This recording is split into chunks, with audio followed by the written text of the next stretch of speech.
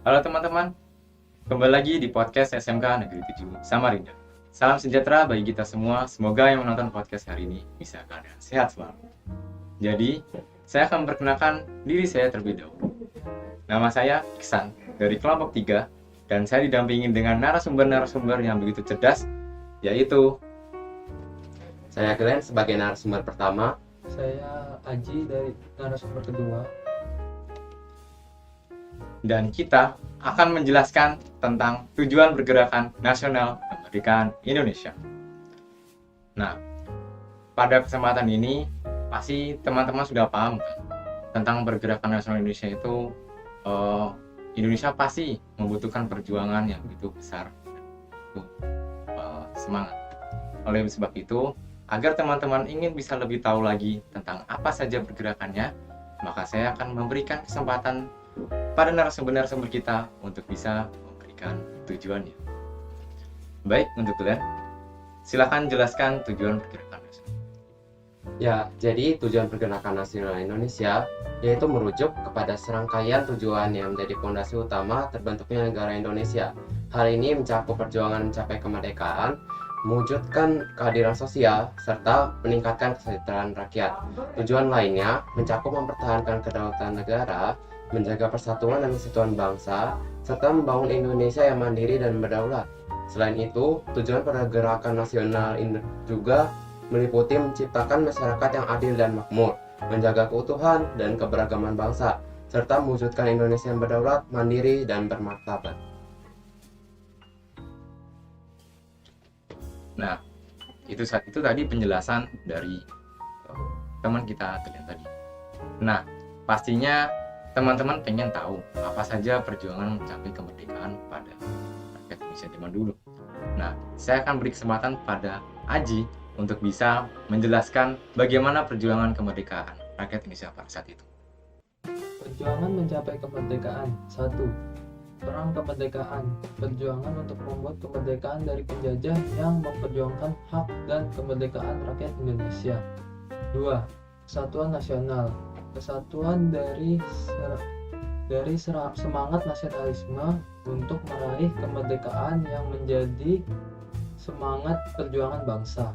3. Peran pahlawan. Pahlawan yang gugur dalam merebut kemerdekaan dan semangat perjuangan merdeka. Oke, itu tadi penjelasan dari Aji bahwa Indonesia itu telah berjuang mati-matian untuk bisa mempertahankan kemerdekaan Indonesia dan mencapai kemerdekaan. Nah, bagaimana sih keadilan waktu itu pada saat masa penjajahan kemerdekaan Indonesia? Nah, saya akan menjelaskannya, memberikan kesempatan pada Glenn. Ya, jadi 1. Formasi agraria untuk mewujudkan pemerataan tanah dan keadilan bagi petani dan masyarakat pedesaan. 2. Pemberian kesempatan yang sama bagi setiap warga negara untuk meraih kesejahteraan dan keadilan. Dan ketiga, reformasi sistem hukum guna menciptakan keadilan sosial bagi seluruh elemen masyarakat.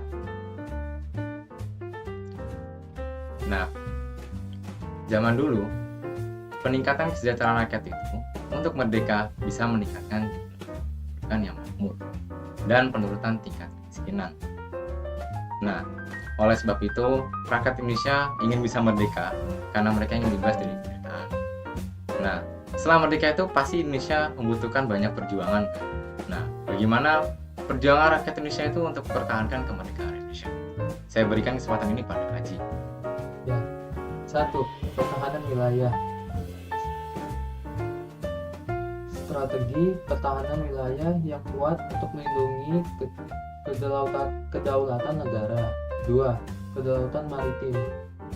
Kedaulatan laut yang dijaga ketat untuk kepentingan ekonomi dan pertahanan nasional. 3. Hubungan internasional.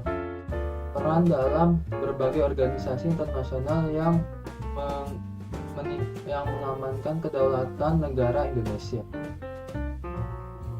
Nah, pada saat itu juga bangsa Indonesia juga ingin bisa menjaga persatuan bangsa Indonesia dalam berbagai hal, dan hal ini akan dijelaskan oleh Glenn.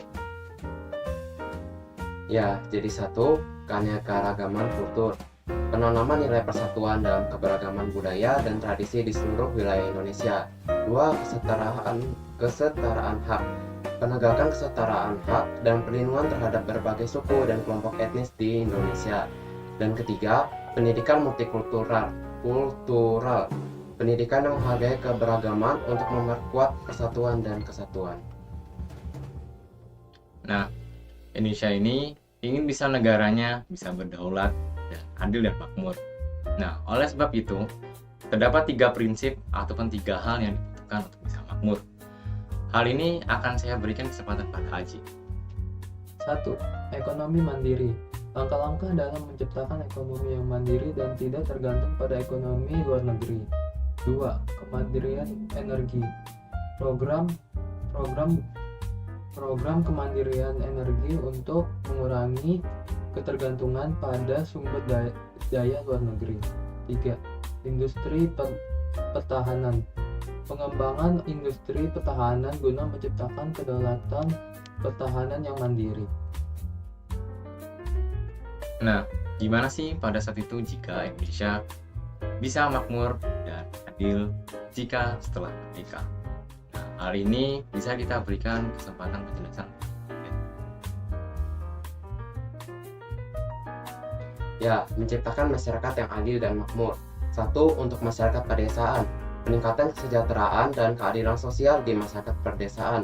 Dan kedua, untuk masyarakat kota, peningkatan mutu hidup dan keadilan bagi warga kota di berbagai wilayah Indonesia. Dan ketiga, untuk pemberdayaan perempuan untuk meraih kesejahteraan dan kontribusi dalam pembangunan negara. Selanjutnya, bagaimana menjaga keutuhan dan keberagaman? Hal ini akan kita berikan kepada Aji. 1. Hubungan internasional. Partisipasi aktif dalam forum internasional untuk menciptakan citra negara yang berdaulat dan bermartabat. 2. Kemandirian teknologi. Pengembangan teknologi yang mandiri dan canggih untuk mencapai martabat bangsa. 3. Perdamaian global. Keterlibatan dalam menjaga perdamaian global yang sejalan dengan martabat bangsa.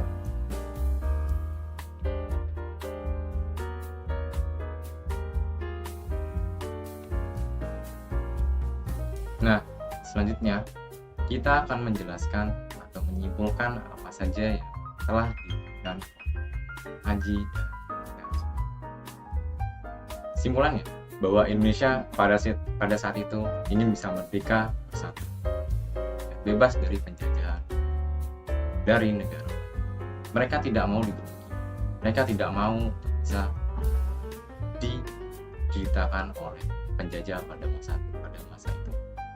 Dan oleh karena itu, mereka terus berjuang dan semangat untuk bisa terus meraih kemerdekaan Indonesia dengan penuh tekad, walaupun dengan hanya bambu runcing yang mereka bawa, tetapi mereka tetap memiliki tekad dan bersama yang disebut dengan gotong royong. Itu saja podcast kita hari ini dari kelompok 3. Sebelum penutupan, saya akan memberikan pantun terlebih dahulu. Ikan pepes, ada piring, ada ikan pepes. Ada guru lagi mengajar. Kalau teman-teman mau sukses, yuk sini kita belajar. Terima kasih telah melihat podcast hari ini. Semoga teman-teman dalam keadaan sehat selalu dan bisa memiliki motivasi yang lebih baik untuk kedepannya. Sampai jumpa di podcast selanjutnya.